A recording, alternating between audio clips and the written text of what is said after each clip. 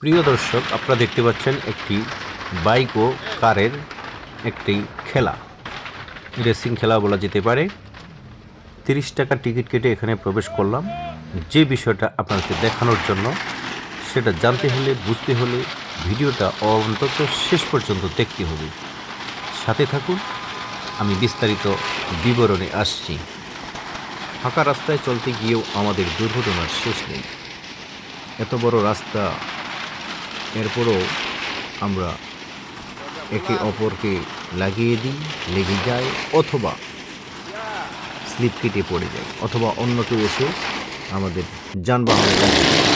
অথচ এখানে রাস্তা ছাড়াই কাঠের তৈরি এই পথটি সুন্দর করে তারা চালিয়ে যায়। বলতে পারেন এটা তাদের অভিজ্ঞতার ব্যাপার। দীর্ঘদিনের অভিজ্ঞতা না, দীর্ঘদিনেরও অভিজ্ঞতা নয়। কারণ যে দুজন ছেলে এখানে খেলা দেখাচ্ছে, হালকা বয়সী তারা।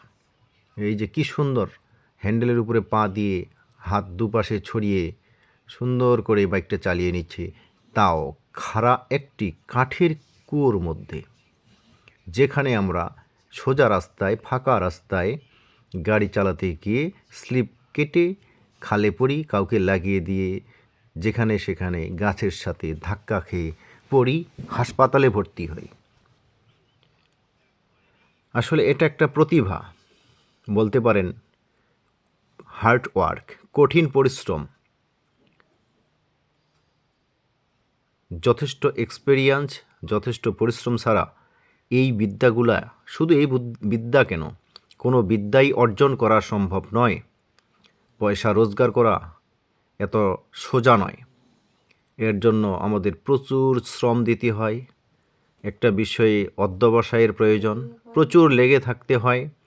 না হলে আমাদের জীবন এবং আমাদের ইনকাম করা এতটা সহজ হয়ে ওঠে না। বিভিন্ন ভঙ্গিমায় তারা বাইক চালিয়ে উপরে উঠছে। সবচেয়ে মজার আরেকটা বিষয় হলো, এই যে দেখুন, আগে দেখে নিন তারা শুয়ে শুয়ে কি সুন্দর করে বাইক চালাচ্ছে। সবাই এখন শুয়ে শুয়ে চালাচ্ছে।